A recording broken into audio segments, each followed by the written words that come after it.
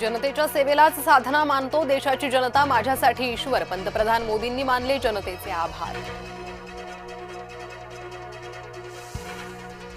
काँग्रेसने जनतेचा विश्वासघात केला. 2014 नंतर जनतेमध्ये विश्वास निर्माण झाला.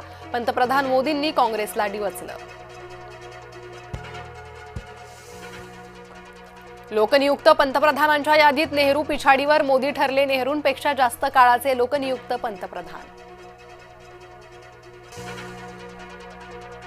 नरेंद्र मोदींच्या विक्रमाचे काँग्रेसला दुःख. मोदींच्या काळात रुपया 100 पार करण्याच्या मार्गावर, माजी मुख्यमंत्री पृथ्वीराज चव्हाणांचा हल्लाबोल. पंतप्रधान जॉर्जिया मेलोनींकडून पंतप्रधान मोदींचं कौतुक. 12 वर्षांचा पंतप्रधान पदाचा कार्यकाळ पूर्ण केल्याबद्दल शुभेच्छा. मोदींनी पूर्ण केली पंतप्रधान पदाची तपपूर्ती. एनडीएच्या नेत्यांकडून पंतप्रधान मोदींना शुभेच्छा. मोदींच्या नेतृत्वावर रालोआचे शिक्कामोर्तब. नरेंद्र मोदी यांचे महाराष्ट्राकडून अभिनंदन. आठवले, शिंदे आणि सुनेत्रा पवार रालोआच्या बैठकीत सहभागी.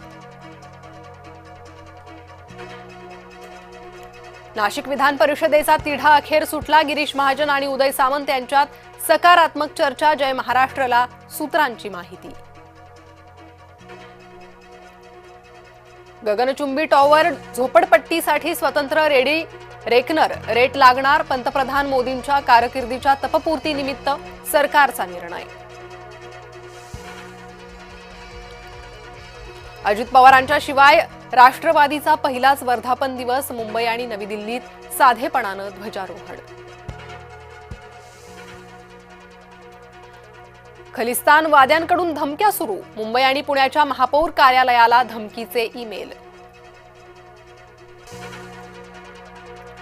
डहाणूतील लव्ह जिहाद प्रकरण तापलं. सकल हिंदू समाजाकडून डहाणू बंदची हाक.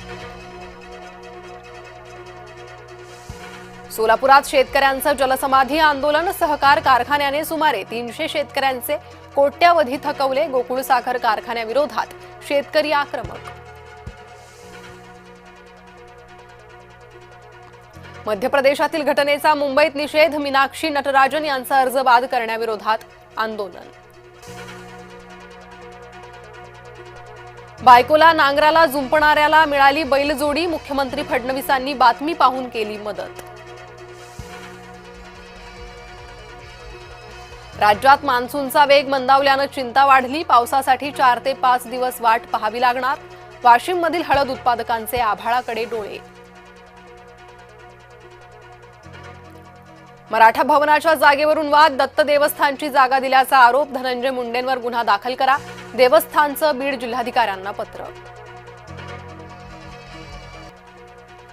नवी मुंबईत वीज वितरण विभागाविरोधात युवा सेना आक्रमक. महावितरण कार्यालयाबाहेर युवा सेनेचं आंदोलन. कल्याणमधील अनधिकृत शाळेवर पालिकेची कारवाई. कारवाईमुळे 1200 विद्यार्थ्यांचं भवितव्य धोक्यात.